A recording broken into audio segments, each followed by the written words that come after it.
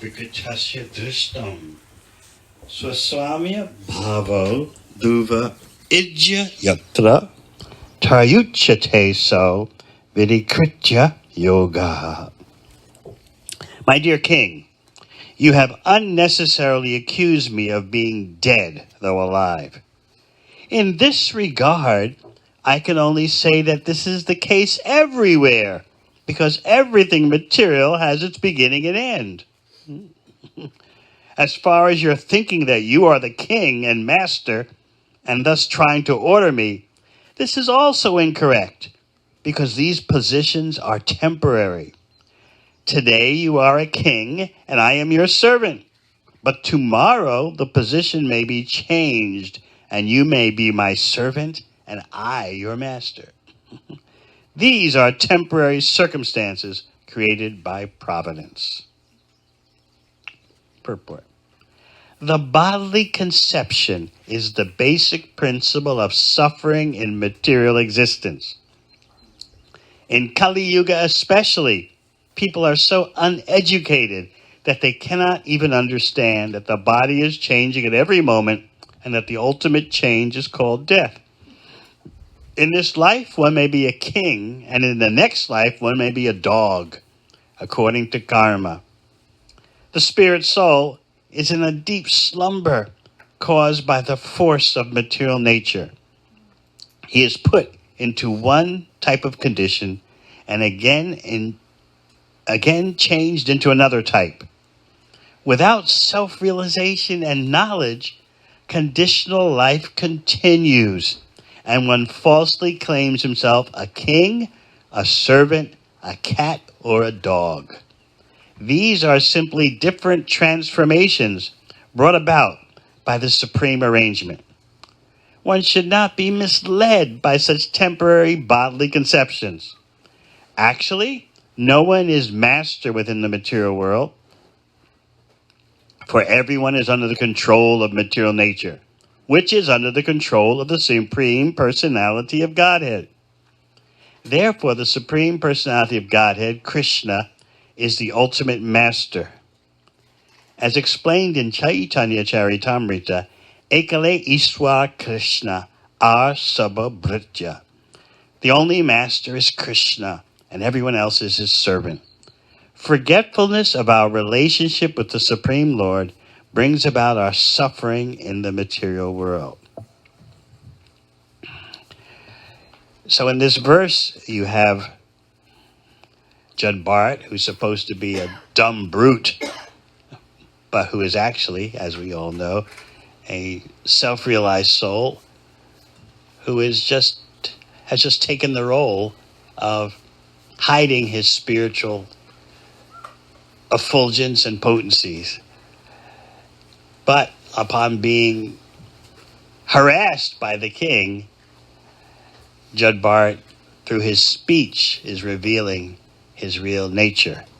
So he's taking apart the king's slicing of him, word by word.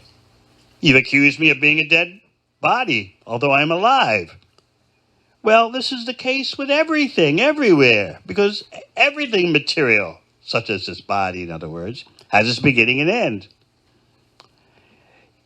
And you think that you are the king and the master, and I'm your servant, so you're trying to order me? But this is also correct, because all these positions are temporary. You're a king today, and I'm your servant, but tomorrow the position can be reversed. These are temporary circumstances created by providence. By providence means karma. Karma is a system. And so, gradually, Jada Bharata is bringing the king around to the point of understanding that we have a major problem here, which is explained by Prabhupada in the purport. The major problem is the bodily conception. People identify with their body and mind as the self.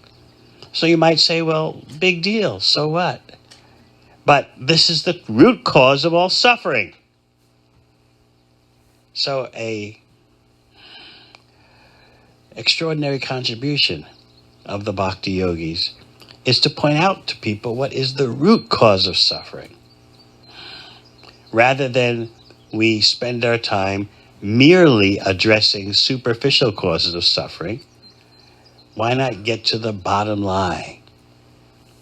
We think we are the body, and we endeavor to please ourselves based on the misunderstanding that we are the body. And as long as we act in such illusion, we bring suffering upon ourselves because we become attached to matter. Even though we're spiritual beings, we're attached to matter in the form of material bodies, psychologies, material possessions, material situations. So to zero in on this illusion as the root cause of all suffering is one of the greatest contributions to human society you can make.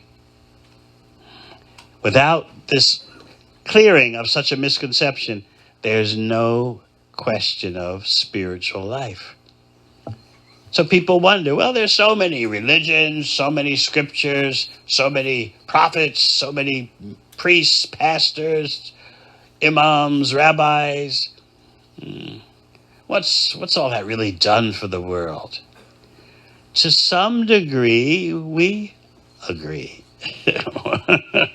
What's it really done for the world? To some degree, we agree, not completely. Because even sentiment has value, even though there's no knowledge. Even the sentiment that, oh, there's something spiritual and there's some ultimate reality we don't know, but there must be something, somebody up there. I remember we were taught in Sunday school a little jingle. Who made the mountains? Who made the seas? Somebody bigger than you or me. So that's nice. It's a sentiment. But knowledge is actually what's required.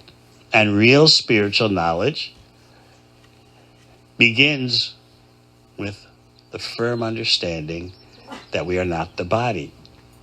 Without understanding that, you can't have anything spiritual, nor can you get to the root cause of your suffering. So we've been speaking about how you can see all the trouble in the world results from this misidentification of the body as the self. And as long as you're in such illusion, you can't really understand the ultimate reality, or as most people say, the whatever. You can't understand. So there are different conceptions.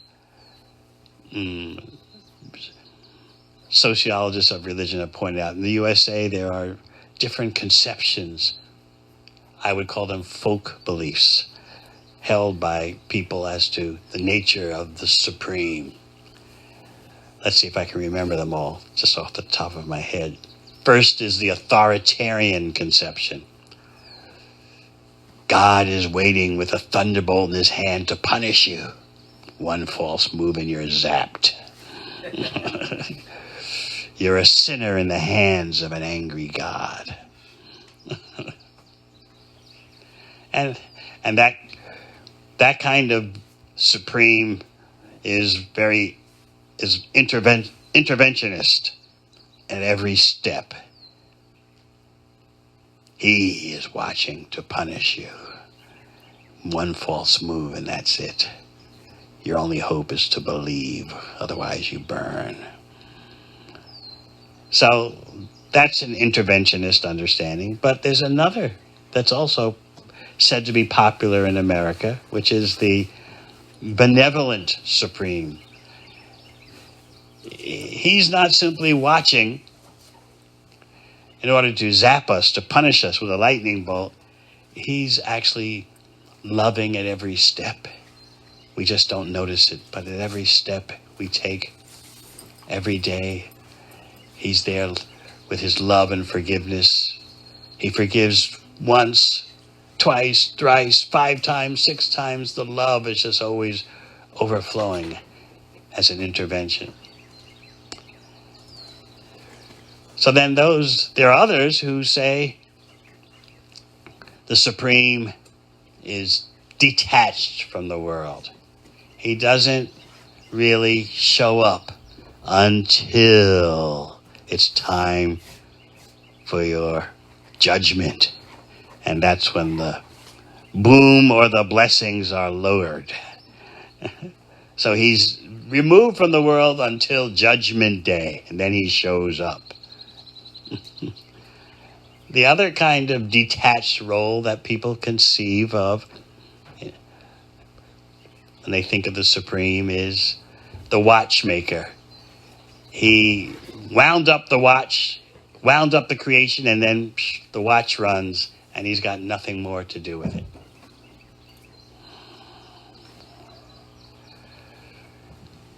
But when you try to understand Krishna, then you're not dealing with any of those conceptions, and people can be bewildered by this.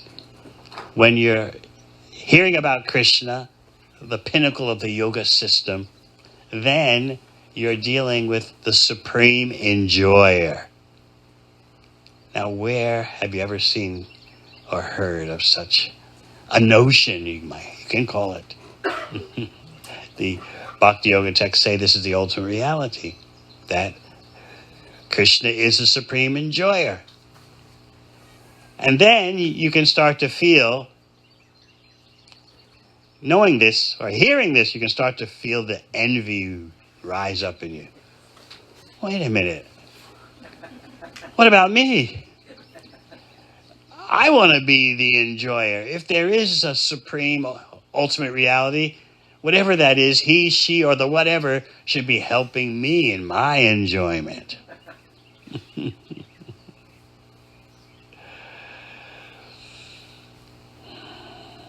I remember, actually,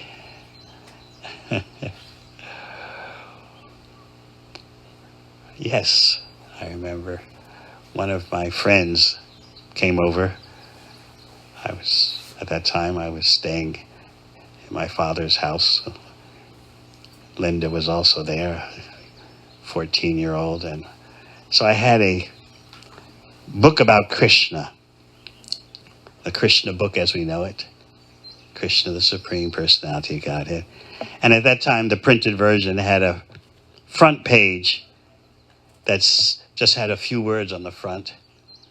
It said, Krishna is the Supreme Enjoyer. So my friend opened the book. She didn't know anything about Krishna. She didn't know what I was getting, what I was becoming absorbed into. So she just happened to just open the book. Krishna, the Supreme Enjoyer? Huh. Like, this is our job. Wait a minute. She knew nothing, but she just, by reading those words, she just reacted like, exploded. What is this nonsense? But if she happened to read that Krishna is the servant of your enjoyment, oh yes, this is like prosperity religion. God will give you health, he'll give you wealth. He wants you to be rich. At least he wants your minister to be rich.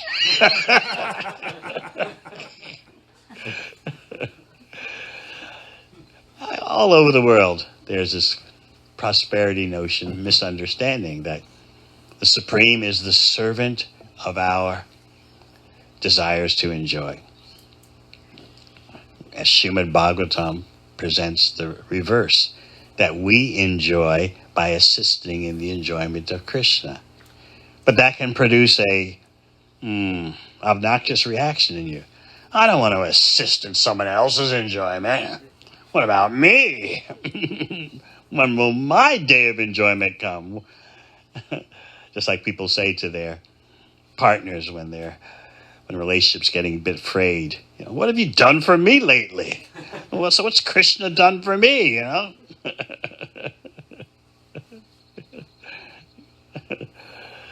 I remember the boxer Muhammad Ali back in the 60s when he refused to go into the army to fight in Vietnam.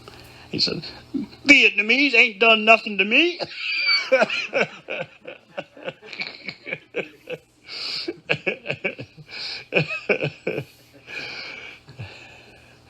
So we have that standard, like, what's this? What's in it for me? Why should I be the servant, the assistant in someone else's enjoyment? That's inferior. For a while you see that, like in family life, the ideal is that the family members are assisting one another and the children are supposed to assist the parents and so on and so forth in traditional family life. But that only lasts for a short time. Everyone sooner or later realizes it's up to me to go for it. And you have to be focused on your own enjoyment while trying to be nice as possible to everyone else. But you know what the focus is. So this concept in Bhakti Yoga that we are assisting in Krishna's pleasure sounds like low self-esteem, doesn't it? You're taught to be like upbeat about yourself. Yeah. I'm smart. Yeah. I got good health. I can do things. I can accomplish things. Watch this space.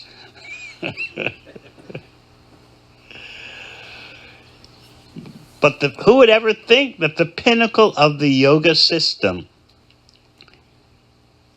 is to tell you you're an assistant in someone else's enjoyment? So the secret of Bhakti Yoga is that the parts of the Supreme, we sentient beings, we living entities, actually can enjoy more than the Supreme Enjoyer just by being assistants. We have this notion, and just check yourself how deep this notion runs, that enjoying by serving someone else's enjoyment is inferior. You can do it for a while. Probably the greatest example of you're doing it for a while is mothers serving their children. But then, when the mothers get up into their 40s and 50s, quite common, there's the midlife crisis. All right, I've raised my kids, I've sacrificed everything for them. What about me? So sooner or later, and often sooner, this conception that I don't want to base my whole life on helping others enjoy. I want for me. But Bhakti Yoga teaches you that the greatest pleasure is assisting in Krishna's pleasure. That's the pinnacle of the yoga system. Some people practice yoga for health reasons. Fine, I do it myself. Some people practice yoga for developing mystic powers.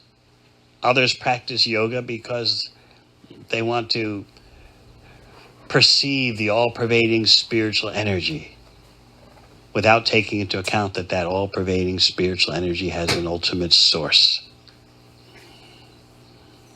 But at the pinnacle of the yoga ladder, the top rung, there's the Bhakti Yoga system, and you realize I meant to satisfy the Supreme Enjoyer, and in that way, I actually enjoy myself. We're so afraid of being diminished and shortchanged. Paranoia plays an enormous role in this world.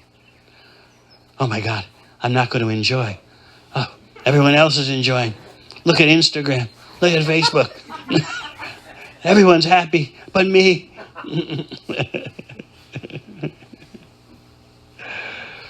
We're so afraid. FOMO, fear of missing out. And the FOMO, the fear of missing out, is magnified by YOLO. You only live once. So these two combined drive you crazy. I'm missing out. and I'm only living once. I've got to score. I've got to hit the target. I've got a limited time to hit the target of fulfillment and a meaningful life. If I miss the target, that's it. I've blown it. So it's like a gorilla riding on your back. This fear of missing out, and you only live once. So it makes people consciously and unconsciously very on edge. Always looking over their shoulder. Where's the enjoyment? Am I missing it? What are others doing?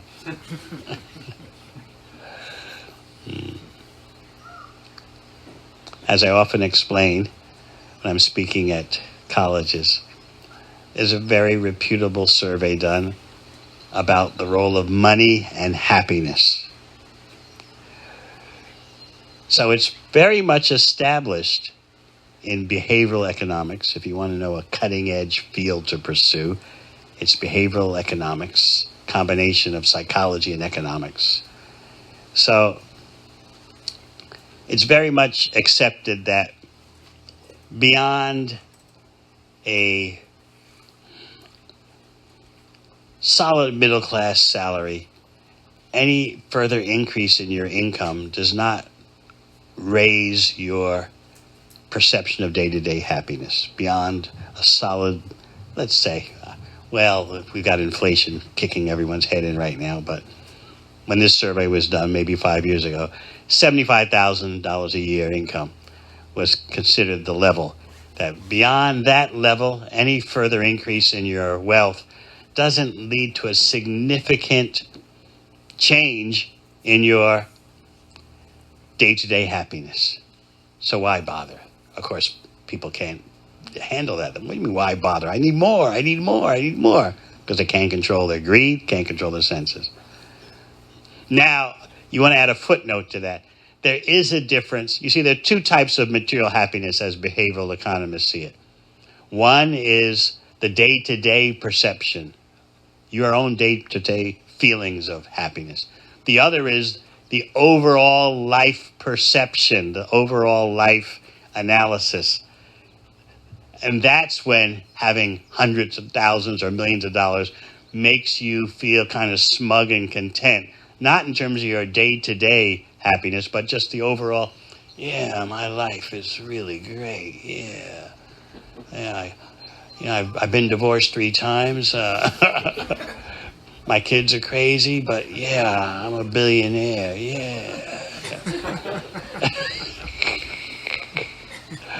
So that overall life evaluation can change by an increase in wealth. But otherwise, your day-to-day happiness, no. Beyond, if you go from poverty to $75,000 a year, there is a change in your material happiness. But beyond $75,000 a year, nope. So it's also been established by behavioral economists that let's say you're making $100,000 a year and you get a raise to $150,000 a year. You feel great for a while as long as you're not around persons who make $200,000 a year. As soon as you're around people who make $50,000 a year more than you, then your happiness, we'll say as bhakti yogis, your imaginary happiness is just the balloon is punctured. So the trick is you've got to hang out with people who make less money than you, and then you have high self-esteem. That means even though your purchasing power increased by $50,000 a year, because you're around others who make more, the initial happiness of your getting a $50,000 raise, the initial happiness fades. Because so much of your life is based on social comparison. And you may say, oh no, I don't care what others think. You're always looking over your shoulder, looking at Instagram, Facebook, what are the others getting? So let's look at that situation from another angle. Let's say you've had a raise in your salary from $75,000 to $100,000 a year. Are you satiated? Are you satisfied? No.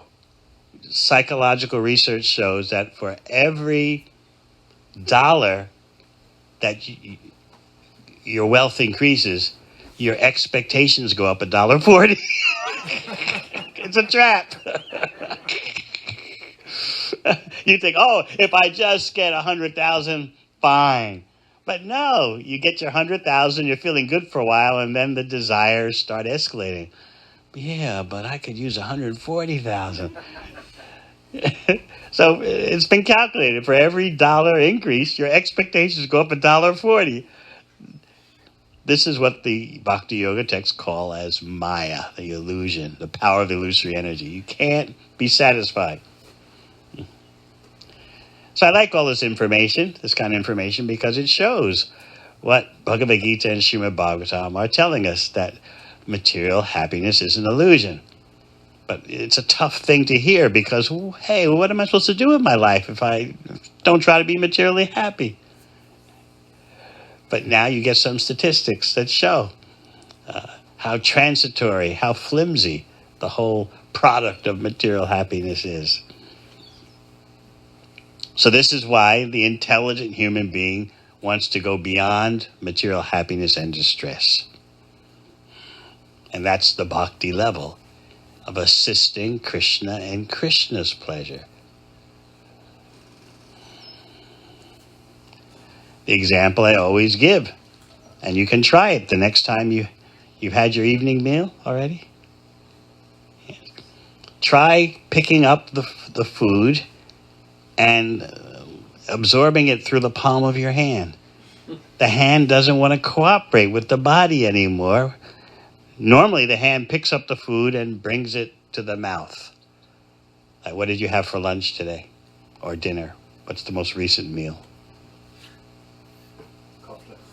Kofta. For lunch or for dinner? Kofta, okay. So try picking up the kofta with your hand, and the hand just starts acting spasmodically. I don't want to bring the kofta to the mouth. I want to squeeze the kofta ball and absorb it all on my own. It's madness. By the hand bringing the kofta ball to the mouth, then the whole body becomes nourished, including the hand. So we're like that. We're like a limb of the body that's gone crazy. And we're trying to enjoy as if we're separate from the Supreme, separate from the Supreme Enjoyer. And we think, if there is a Supreme and that has any relevance to my life, it should result. The relevance should be measured in terms of how I'm enjoying. But how can you enjoy thinking you're the body? So that's why Jada Bharata is giving the king a lesson. You don't know what you are. You don't know how to be happy. You don't know the cause of your suffering. And therefore, we're hearing in the purport, the bodily conception is the basic principle of suffering in material existence. Basic principle, the bottom line. But where do you get this kind of information?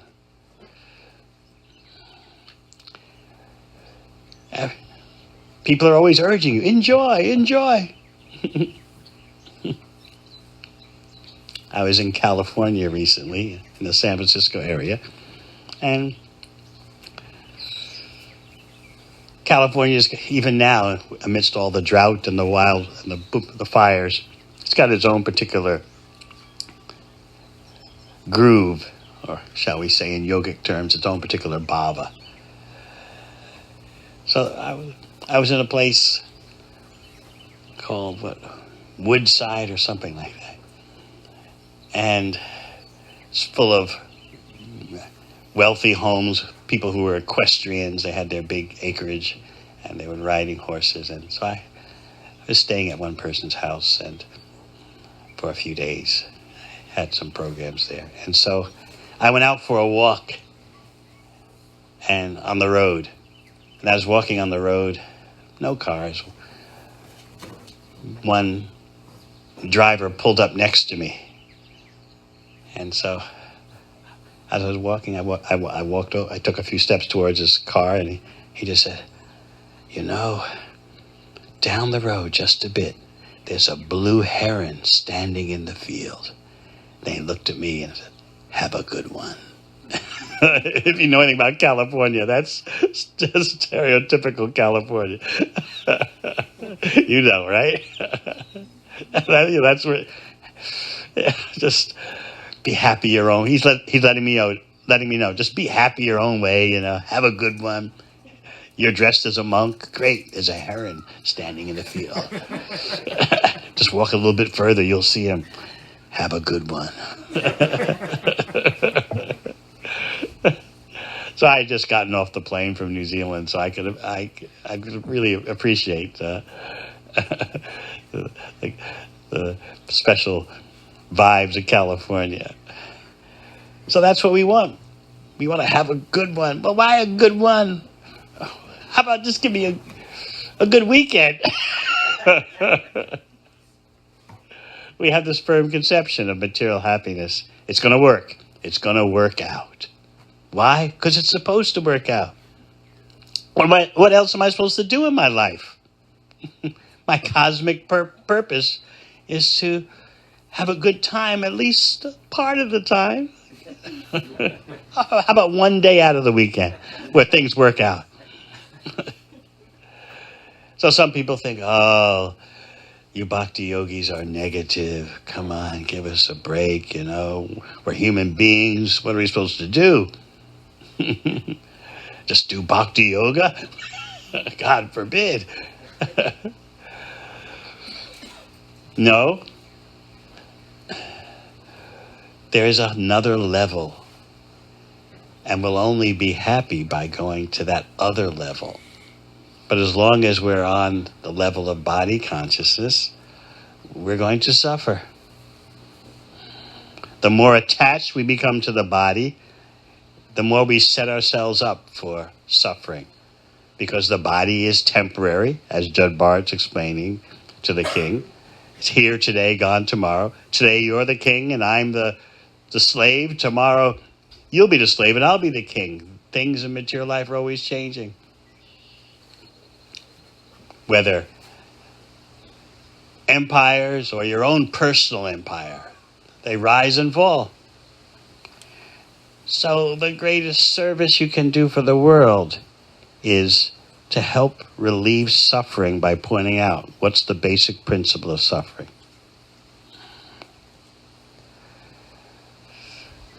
But who is educated in this? Therefore, how can you see any real satisfaction? I was talking with John from New York today, and I was telling him about a survey done, I think I was mentioning to Kala Swarup also, a survey done for Generation Z. Who's Generation Z here? There's John way in the back. Anyone else? Anyone between the ages of 18 and 30? Yes, okay, Generation Z. Not millennials, right? Missed that vote, but you're Generation Z. So this survey was done in 10 countries, including the USA, Canada, UK. It found that 50% of the Generation Z folks say humanity is doomed. 50%.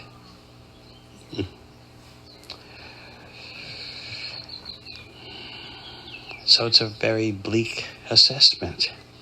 But what's causing all this problem? Who would ever think it's because of identifying the body as the self, and therefore you pursue material gratification this way, that way, and in the process you tear up the environment, you spend all your money on nuclear weapons, there's economic uncertainty, political instability, on and on it goes.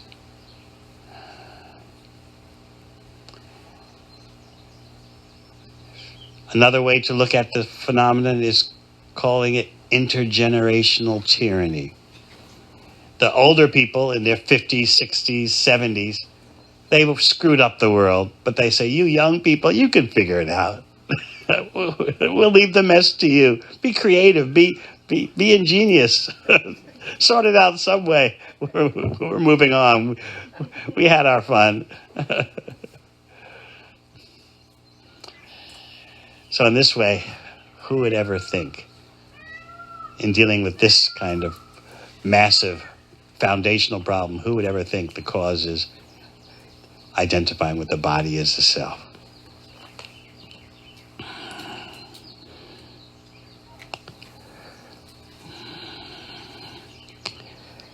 So we'll go on with the dialogue between the king and Jada Bharata.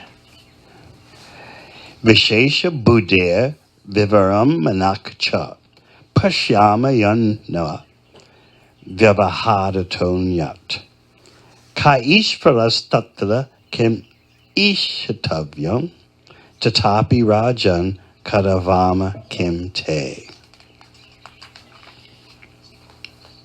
My dear king,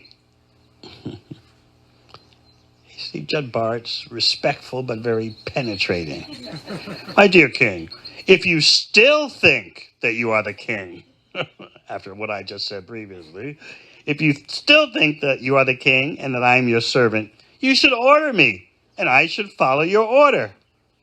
I can then say that this differentiation is temporary, and it expands only from usage or convention. I do not see any other cause. In that case, who is the master and who is the servant? Everyone is being forced by the laws of material nature. Therefore, no one is master and no one is servant. Nonetheless, if you think you are the master and that I am your servant, I shall accept this. Please order me. What can I do for you? It's really brilliant. Who is master? Who's the servant? Everyone's the slave of material nature.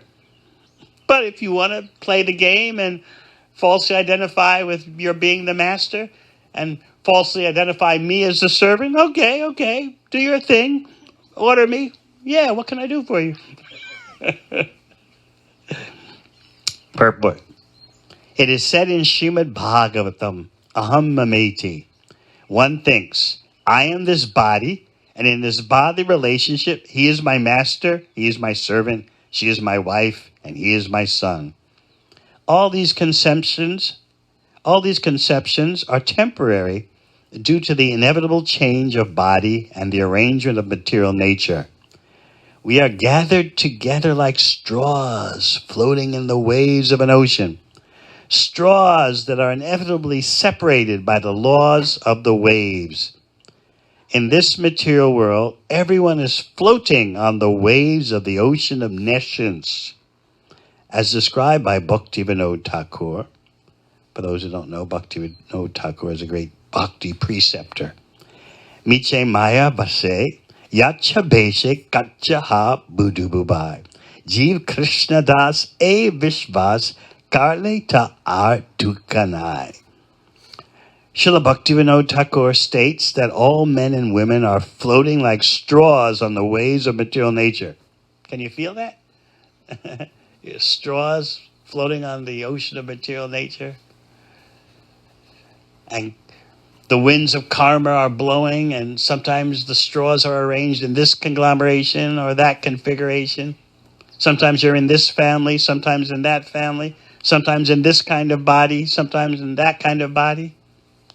When you walk around the farm here and see the different creatures, you can ask yourself, well, why am I in the human body and not in the peacock's body or the cow's body or the bird's, the body of a bird? Well, why? What's going on?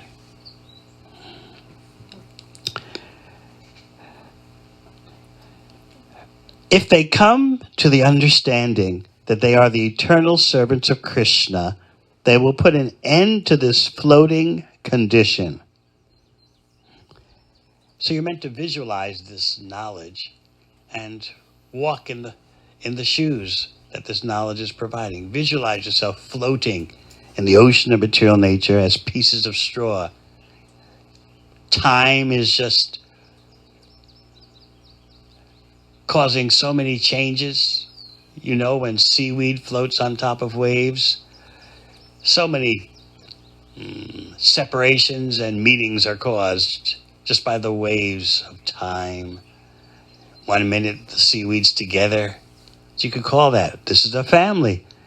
The next minute the clump of seaweed is separated. But because we're so attached to the body, we are not mindful of all this temporariness. We don't think, what will I be in my next body, and what was I in my previous body? Remember we were discussing a few days ago the brilliant statement, why should you be fearful about death? You won't be around to experience it. Think about it. Sounds brilliant, doesn't it? Yeah, I won't be around when I die, so what the heck? Further, the argument goes, you weren't around before birth, and that doesn't worry you. So why should you worry about death? Your lifetime is just a blip of existence surrounded at both ends, beginning and end, surrounded at both ends by non-existence. So here we have an infinite ocean of non-existence, and there's before birth there's non-existence, after death there's non-existence, and then you got this spot of a life. That's all. So why worry about death? The main reality in your life is non-existence. Really enlivening, isn't it? And we were discussing the other day, just realize how the universe is cold and indifferent. What's your only hope? Make your own meaning. Make your own light, your own candlelight amidst the infinite darkness and indifference of the universe. Why do you need this bhakti yoga to kind of give you fairy tale stories to make you feel better? Just be an adult. Stop needing stories about the tooth fairy and just focus on the reality. You're just a tiny existing blip, buttressed on both ends by non-existence. The only thing you can do is just, during the very short time you're here, just find your own meaning. And then you're gone. Be an adult, face up to the reality. And why do you need answers to the big questions in life? Who programmed you? Why do you need answers? Just take it one moment at a time. Why do you need everything resolved in one package?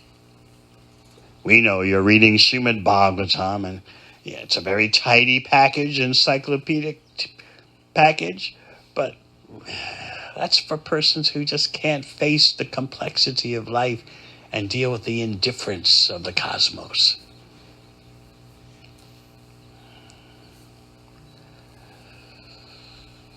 So this is the propaganda that consciously or unconsciously affects so many. So you know what the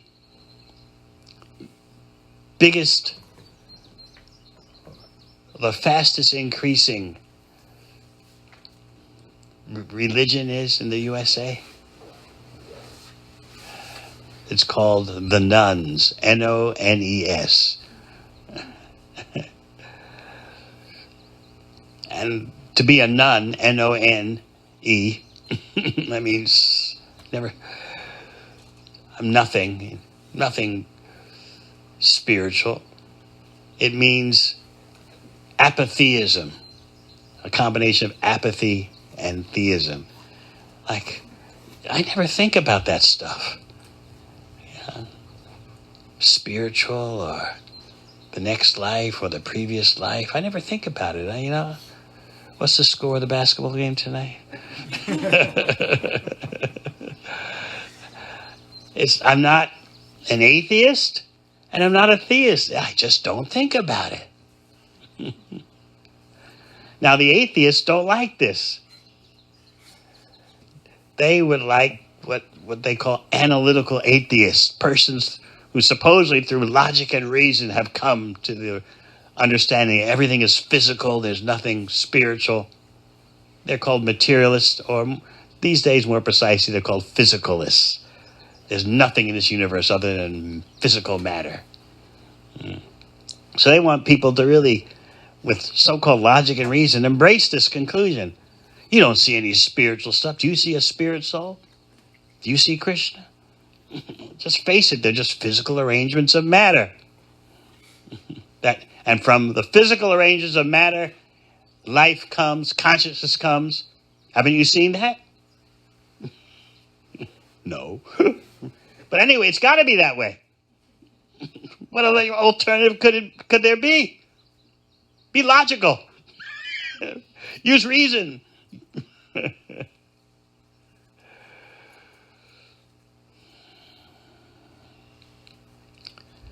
So in this way, you're not an atheist, you're not a theist, you're just, I don't think about this stuff. So the atheist, as I said, wants you to be an analytical atheist.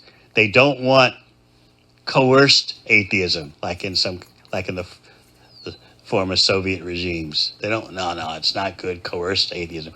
What we want is organic atheism. Or atheism that rises up naturally. And everyone embraces the conclusion naturally, not by coercion. So the atheists don't like the apatheists. And I say, well, it's a bit better than being a spiritualist, but why don't you just go all the way to the real conclusion and stop being lazy and non-thinking and not caring? So this is what's going on. And then you have the religious fundamentalists who have no idea that they're not the body. Some slight understanding sometimes, but no idea how to live according to how you're not the body. And so people think, well, that's what spirituality is all about. And you have the vague, nebulous leftovers from the New Age. Yeah, it's just about the whatever, I mean, just got to tune into the and yeah, kind of like the universe will take care of you, Whatever your next life is, the universe will sort it out. You just got to be with it and it bees with you, and,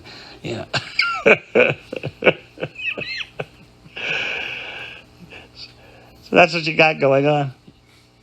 And then there are those who just want to enjoy their senses. That's what it's all about. Get the money, party hard, gratify your senses as much as you can. And while you're doing that, try to help others a little bit, But you got to get what's good for you. You got to please those senses and satisfy a lust that's never satisfied. But yeah, many will admit it's never satisfied, but so what? What else is there to do? It's the only game in town. This is life without the education given by Srimad Bhagavatam. And that's why these purports are written so strongly and so pinpointedly. They're shaking us, they're waking us. So we're indebted to Srila Prabhupada for waking us up with such strong statements.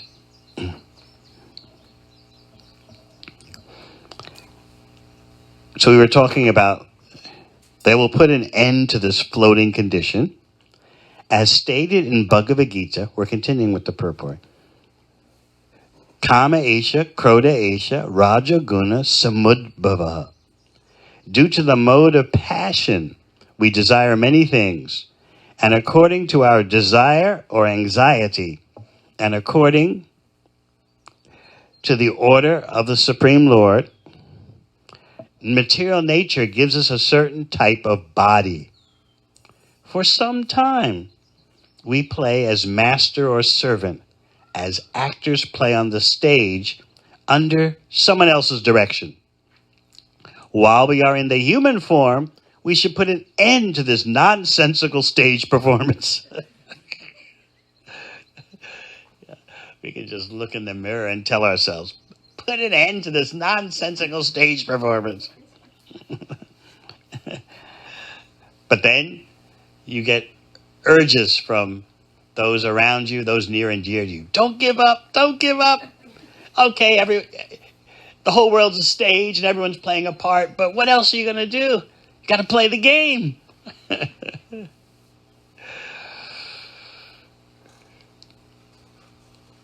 We should come to our original constitutional position, known as Krishna consciousness.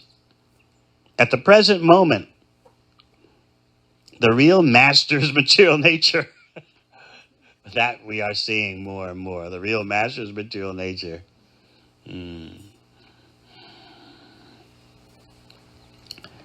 Worrying about climate change and receiving its results lets you know what the real master is.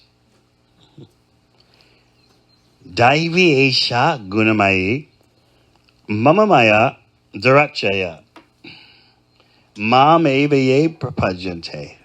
That's the rest of the verse. Stop there. Under the spell of material nature.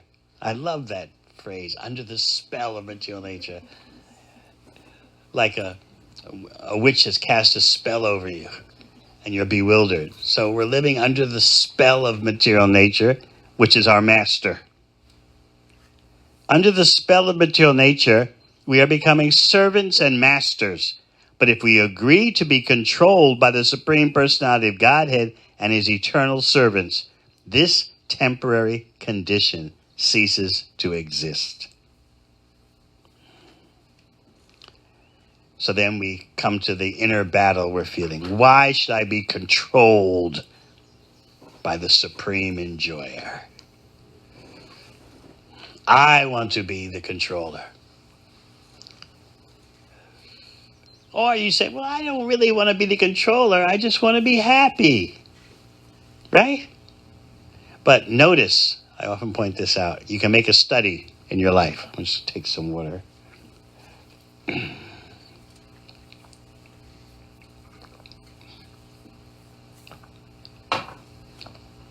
You can notice, whenever you try to enjoy, be happy, whatever you call it, there's always an element of control involved.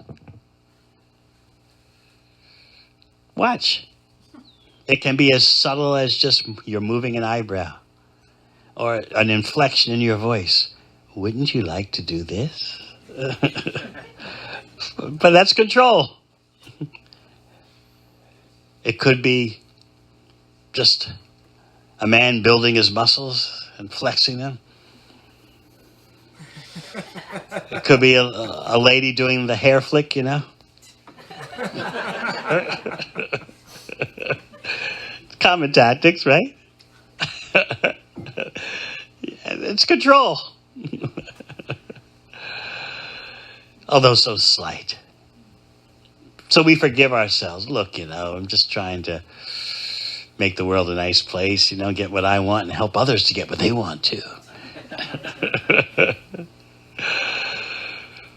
But there's control involved. We're not innocent.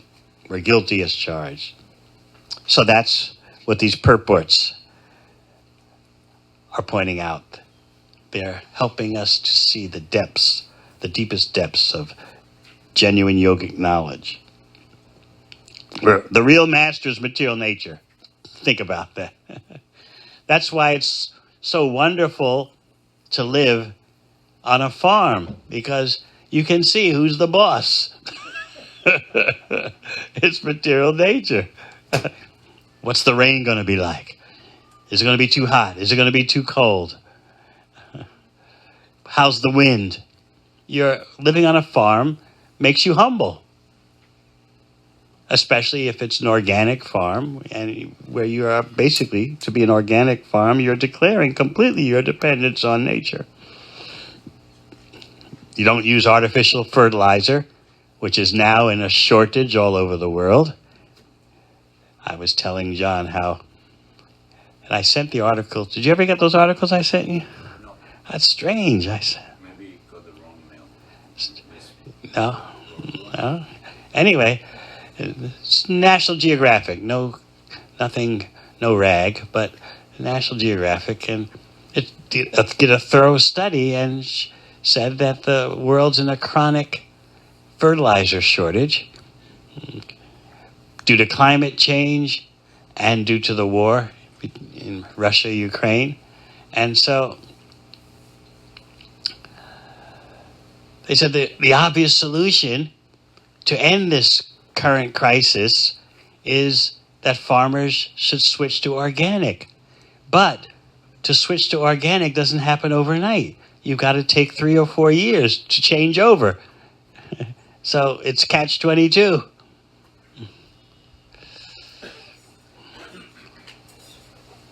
So even the synthetic farmers are having such massive problems. Drought, desert, how do you pronounce it? Desertification. Yeah, their soil's becoming desert-like. India is not exporting any wheat because they had a bad harvest. In the U.S., the prairies where so much of the wheat's growing, they've had drought. California is a historic drought. The Great Salt Lake in Utah. Anyone been to Utah, seen the Great Salt Lake? It's shrinking and shrinking and shrinking. So it's obvious. Material nature is the master. What is your nuclear arsenal going to do about material nature? You can't attack it.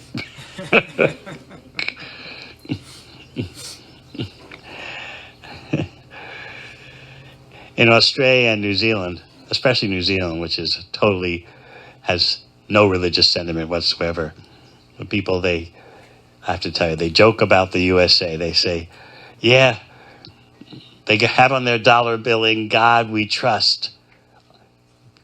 Yes, in God we trust as long as we have our guns and nuclear arsenal. In God we trust.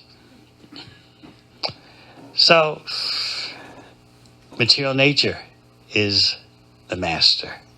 It's forcing us to change our bodies, change our positions, but we don't see what the real culprit is. Next text. Vishesha Buddhir Vivaram Manakcha Pashyama Yanna Devamrita Tonyat Kaishvaras Tatra Kim Ishtavyam Tatapi Rajan Karavama Kim Te.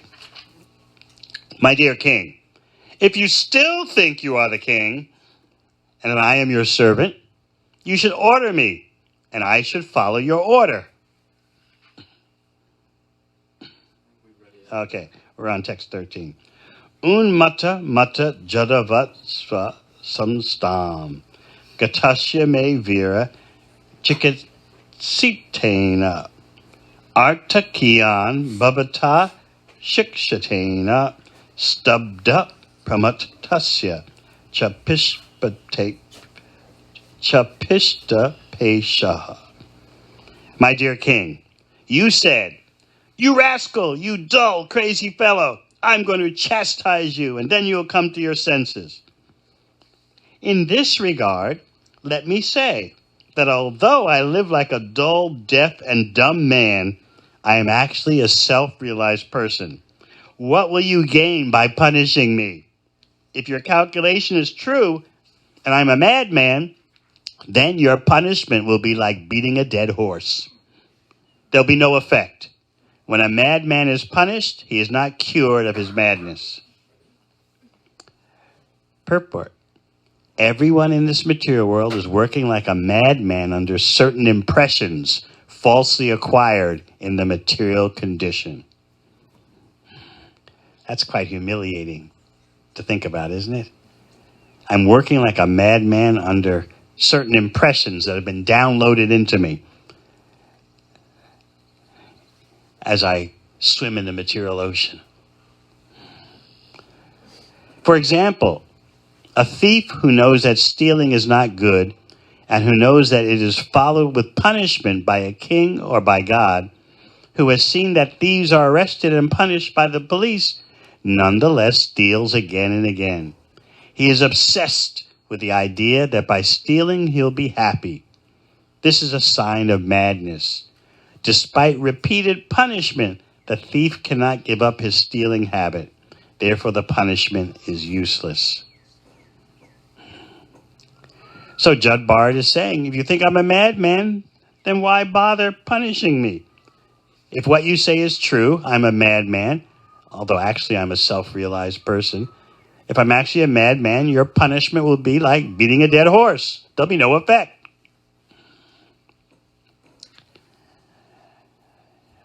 So based on that statement by Jada Bharata, we hear that everyone in the material world is working like a madman. I'm not a madman. Come on, fight back. I'm not a madman. I know what I'm doing. But Jada Bharata is pointing out we don't know what we're doing. So maybe we should pause here. Any questions? Usually a person is self-realized doesn't say, I am self-realized. So how do you, it's just for the purpose of didactic teaching how it's done, or who is he dealing with? Because of this particular occasion, Jada Bharata is asserting himself. He's already asserted himself by logic and reason. You say this, but actually there's that. And now he's, for the sake of the king's welfare, he's pointing out. And by the way, you might think I'm deaf and dumb, but think about what I've already said to you. You obviously know something's happening here. And so let me inform you. I am a self-realized person. He's doing that for the benefit of the king. He's asserting himself.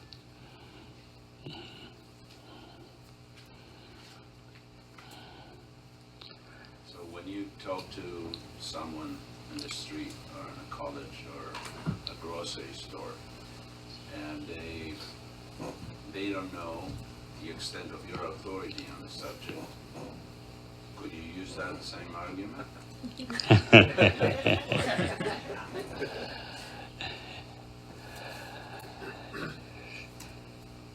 You can tell them that I'm simply telling you what is there in the prime yoga text, Bhagavad Gita. That's the basis of any authority I have.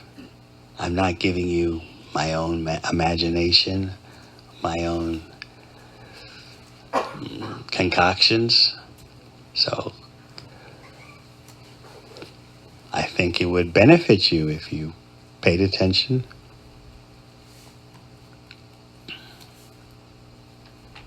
Because sometimes persons will challenge you like that. Whoa, what makes you think you know? We all know that no one knows. We know that no one knows. No one knows anything, but so what makes you think you know? And then you have to tell them, I'm speaking based on Bhagavad Gita. You have to tell them that, otherwise they'll think, well, it's just your idea. Of course, persons will say, oh, you're basing it on what some book says.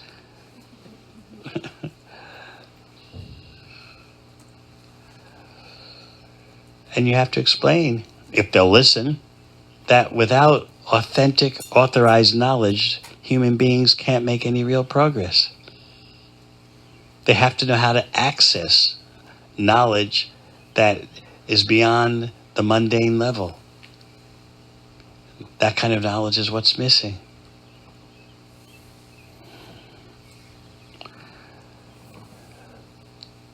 Often these days, that, as you well know, that's why distributing prasad, food offered to Krishna, is so important.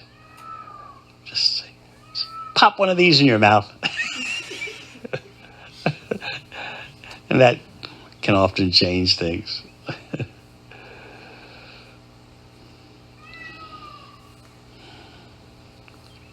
There are many different ways to handle such situations.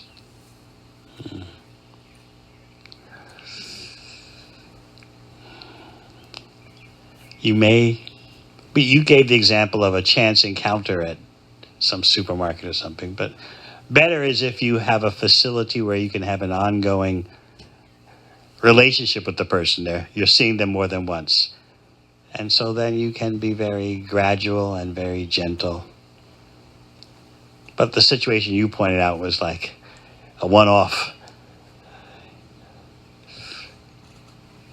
That's why we need facilities, just like Yashodeva has in State College and Surapala has in State College. Facilities where people can drop by and gradually stick their toes in the water without anything abrupt.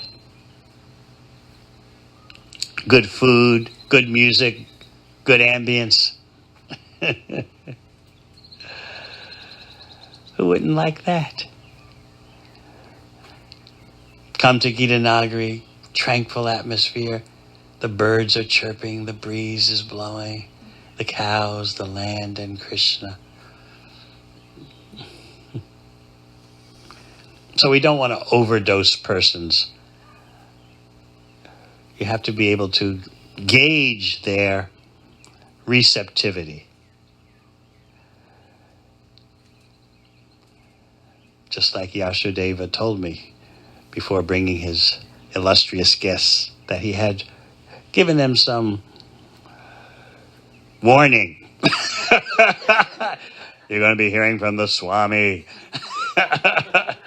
He's going to say some stuff. Don't worry. I, Yashodeva, will still be your friend.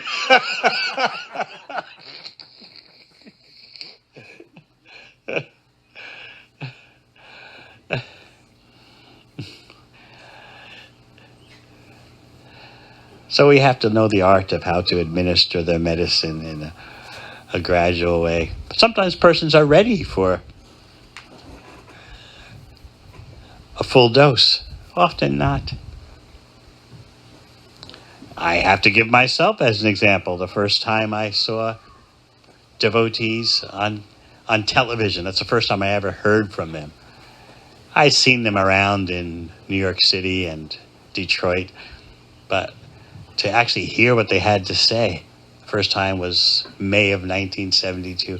Did we ever show that? I have it. Remember David Susskind, Linda? Yes. I saw it recently again on YouTube. Yes. There was David Susskind show. It was nationwide, back when there was not all this divisive media, but everyone basically, there was NBC, ABC, and CBS. That was it. So he was nationwide, and he did a special on the Krishna devotees, which was brave of him back then because everything was new.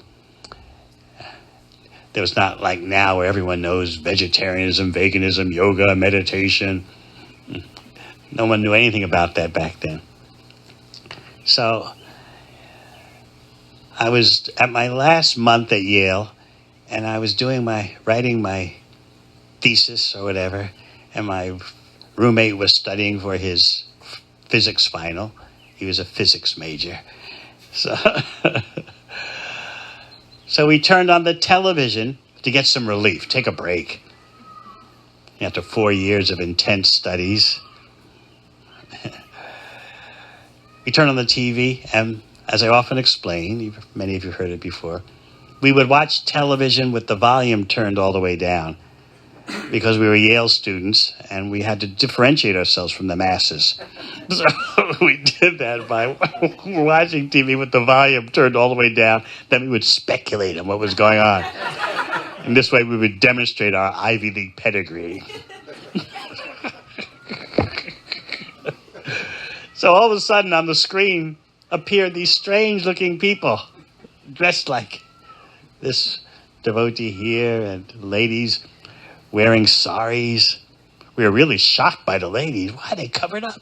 That was the problem. They got measles? Chickenpox, what's going on? They should be exposing themselves. So we listened to what they had to say. And they talked about the bhakti lifestyle, controlling the mind and senses, waking up early in the morning, and doing this and doing that, and not doing this and not doing that. So I remember I turned to my roommate and said, these people are fools. They kept using the word ananda, bliss. So I learned that was the first Sanskrit word I learned, ananda. They kept saying, it's all about ananda. And I said, I turned to my roommate and said, they talk about ananda. We'll invite them to one of our parties. We'll show them what ananda is. So that was me in May of 1972. 2 weeks later, I started reading Bhagavad Gita. 8 months later, I was in the ashram. So I know what it can be like in the beginning. That was my reaction. But a few weeks later, after that TV show, I was going to visit someone in Jersey City, and I'd taken the train from Manhattan to Jersey City. And I came out of the terminal, and there I saw a devotee wearing saffron. And I actually walked up to him and said, hey, what you got there? And he had some books. So I guess the TV show did have an effect. Although my first reaction sounded so unfavorable. So that just goes to show you that sometimes you just have to be a bit patient. Anything else? Yes. Thank you. As you were talking, I was just thinking about the film The Matrix, when Neo wakes up in that pot full of jelly. After he takes I think it's the red pill. And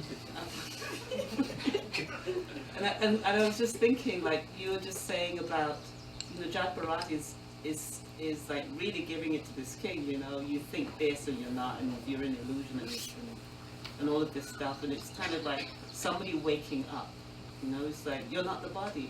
So when somebody finally realizes that I'm not the body, the first question is, well, what am I, and what am I supposed to do with this information? And this point you're making about, it just seems to me that the relationship is so important. Because when somebody wakes up, if nobody was there to catch Neo when he dropped out of that jelly pot, he'd just be falling. So we're here, we're talking to people about, you're not the body, you're stocking people in the supermarkets or whatever. There's got to be a relationship there. There's got to be some way that person knows what to do after that first step. I'm not the body, now what? What is this? What life is this? You're right. So we're very glad to hear whatever efforts you're making in that direction. Very good. Sometimes we just underestimate how important relationship is, especially with people coming in. It's the everything.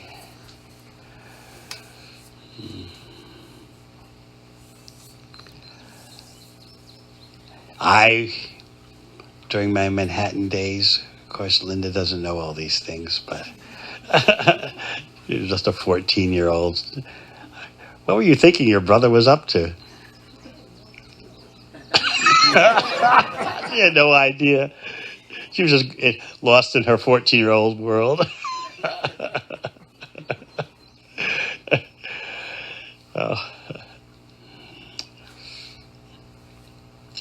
But I was searching for what is my purpose and what's the purpose of life, and I knew I had to sort myself out. Otherwise I could be washed away until I'm 65 or 70 and never deal with these issues. So as I was telling John today, I thought I'm 21, going on 22. So what if I spend a few years trying to figure out, am I this body or am I something else? What's the loss? So I thought, I'll just be adventurous. So I was telling John, like, what's the loss? You're 22, you spend a few years sorting yourself out.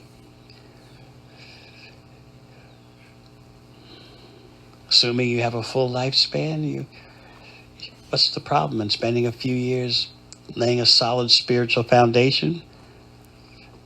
And decide how you want to deal with the world. Do you want to deal with it at all? Do you want to deal with it fully? 50%? What?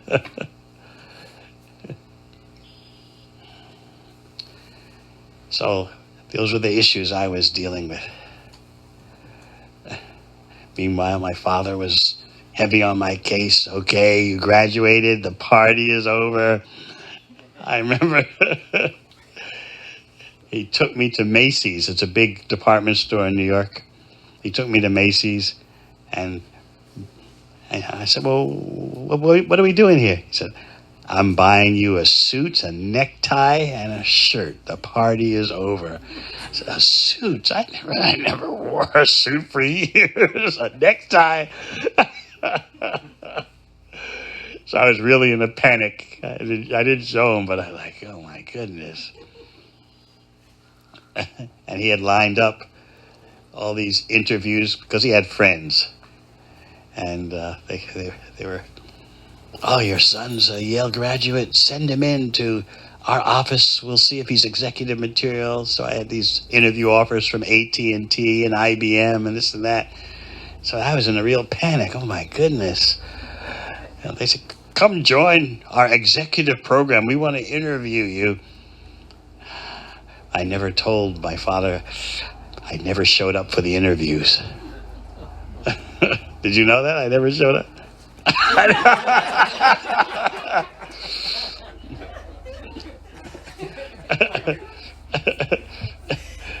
One lady executive even got me on the phone, called up and said, how could you do this? This is AT&T. We have awarded you an interview. You didn't ask for it. We're asking for you, and you didn't show up.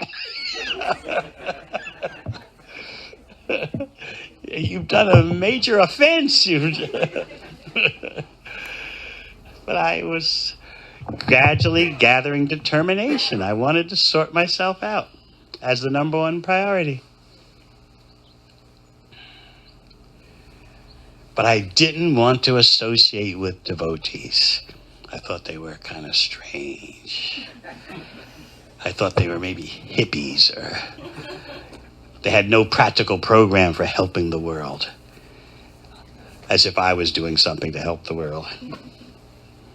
But I loved reading the books. Anyway, it's a long story, but it just goes to show you that persons who seem unfavorable in the beginning or hesitant with some relationship building, as Yashoda Mai says, they can actually blossom. Mm-hmm. Anything else? Yes.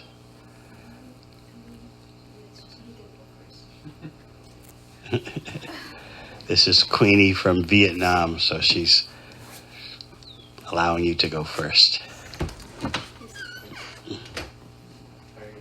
Yes. As you said, we are all part of the greater being. You can speak louder, please.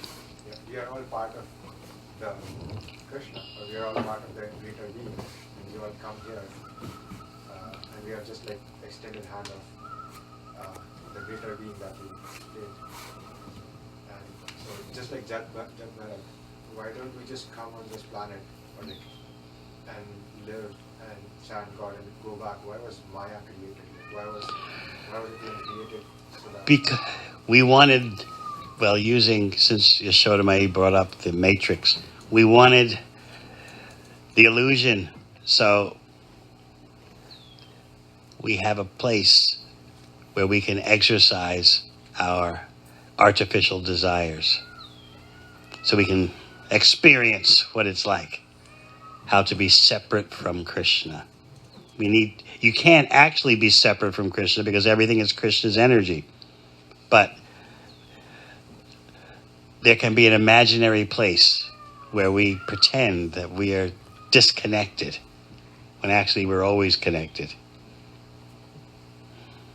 So the more that you get into the mantra meditation, the Hare Krishna mantra, the more you'll revive your connectivity. You'll be able to see through the fog. And the first fog to see through is our thinking we are this body and mind. It seems really tough not to think that way, doesn't it?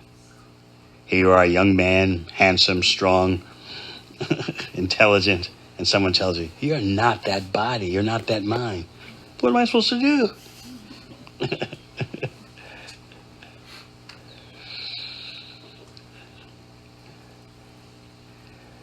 You talk to some girl, you chat her up, and by the way, I'm not the body.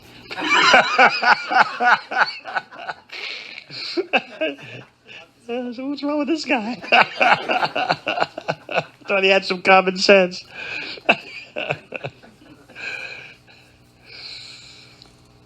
So this is why the Mahamantra is so important.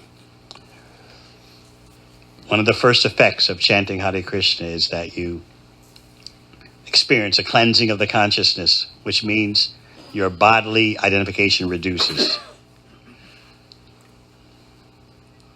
Without that happening in the world, you'll never see any peace.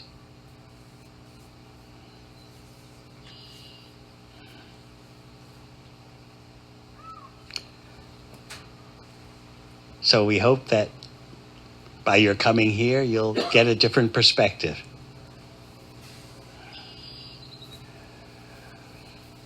So while you're pursuing your studies, I did my studies, you can do your studies.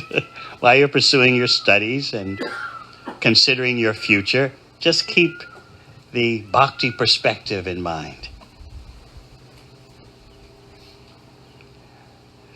And gradually see how deep you want to go into it. I wanted to be a specialist. Just like not everyone who goes to Penn State becomes a professor, right? But you need some professors, you would agree? Yes? But not everyone who goes to Penn State becomes a professor. You need some specialists. But whether you become a professor or not, the education is benefiting you. So similarly, whether you become a monk like me, a Swami, or a general practitioner of bhakti, you'll benefit. Anything else? Yes? Okay, so do we have to realize that we are not just body before we can realize that we are eternal servant of Krishna? It's simultaneous. As you progress in your bhakti yoga, which means devotional service, as you progress in that, you more and more become detached from identifying with your body and mind as a self. It's a gradual process for most, unless you've made extraordinary progress in a previous lifetime. Generally speaking, most persons who have started some bhakti in this lifetime had some prior contact in a previous lifetime. Oh, how does it make sense? You took birth in Vietnam, you come to the USA not looking for Krishna, and you happen to be dealing with some interfaith group at your university or something like that, and they took a tour of various spiritual places in Philadelphia, and you happened to come to the Mantra Lounge on assignment by this spiritual group. So, and then your life goes in a completely different direction. Well, of course, you finish school, but you took up the bhakti lifestyle. So how did all that happen in such an unprecedented way? If you had stayed in Vietnam, it would have been very difficult for you to have sorted out this whole bhakti yoga wisdom and lifestyle. You wouldn't have even heard of it probably. But then you come to the USA to study and you run into Krishna.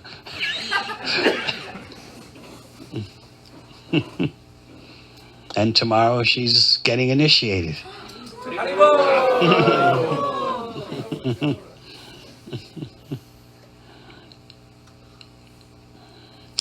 Anything else? Yes. Thank you for sharing time with us and reading. My question has to do with reincarnation. And in this story that we're reading, Maharaj Bharat was a great king, and he had the psychophysical nature of a great king, and then he took birth as Jada Bharata and has certain qualities that came with that psychophysical nature as well. So I'm just thinking how to understand myself as a spirit soul reincarnating through different bodies. If we think about like my psychophysical nature or personality, like in psychology we quantify and analyze personality according to different traits and things like that. But I'm assuming that those are all related to one's material. Yes. So my question is, what part of us is like the real us that continues life, from life after life? Life after life for a materially conditioned entity means you take your subtle body with you, and all the impressions are stored up in the subtle body. Your gross body you leave behind. The gross body is buried, burned, eaten by animals, but your subtle body, some people can see auras. I met someone somewhere, where was it? In California, of course.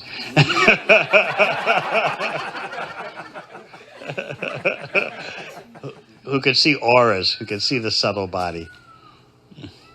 And most people, however, can't see it. And so that is what carries the spirit soul to the next body. Liberation truly means you're free from the gross physical body and the subtle body.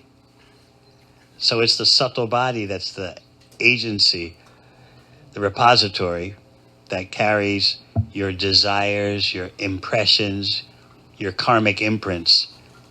And your next body is built on the chassis, so to speak, of your subtle body.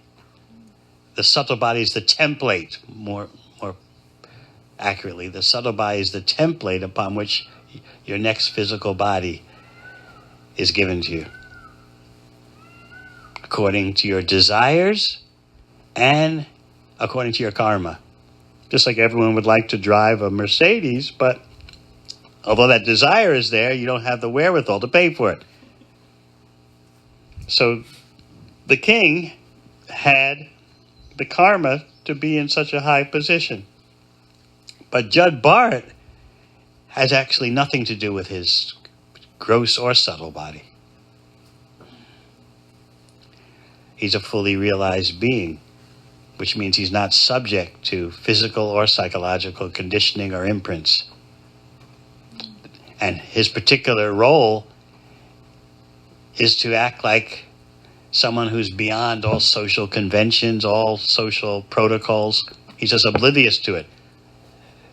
He's demonstrating that actually the spirit soul is completely independent of material conditions. So that's why he's walking around like a madman, because he's just demonstrating that I've got nothing to do with the material body or the material surroundings. That's his particular service, devotional service. But the king was sharp enough to finally realize, you're going to hear in the coming verses, the king starts to catch on. Hey, what kind of person are you? You're not a dumb oaf as I thought. And of course, as you've heard, Jada Bharata has given him the hint. You may think I'm a dumb brute, but let me tell you, I'm a self-realized soul. But he just doesn't say he's a self-realized soul. He demonstrates it by his words. So Jada Bharata is beyond karmic imprints.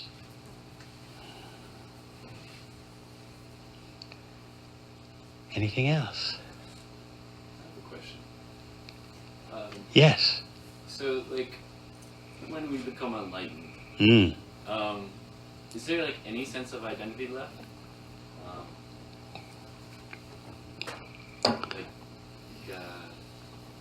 If there's like an enlightened being, like, is it wrong to say like there's multiple enlightened beings, or they all the same being? Do you know? I'm trying to understand. We are not nihilists or voidists saying that after freedom from material existence there's nothing. No, you are a spirit soul, and the spirit soul is part of the Supreme Soul, and there are forms, qualities, personalities, activities on the pure spiritual platform. Just like that shirt you're wearing is based on the body you have. Similarly, the body you have is based on the reality that you're a spirit soul, and that spirit soul means personality, but not material personality. So we actually don't know who we are. We don't know our real form or activities or qualities. But as you advance in bhakti, those spiritual features start to become uncovered. They start to manifest again. They're there, but right now they're like covered by a fog of material identification. So the goal of bhakti is not to be zero. It's to revive your original non-material identity, activities, qualities.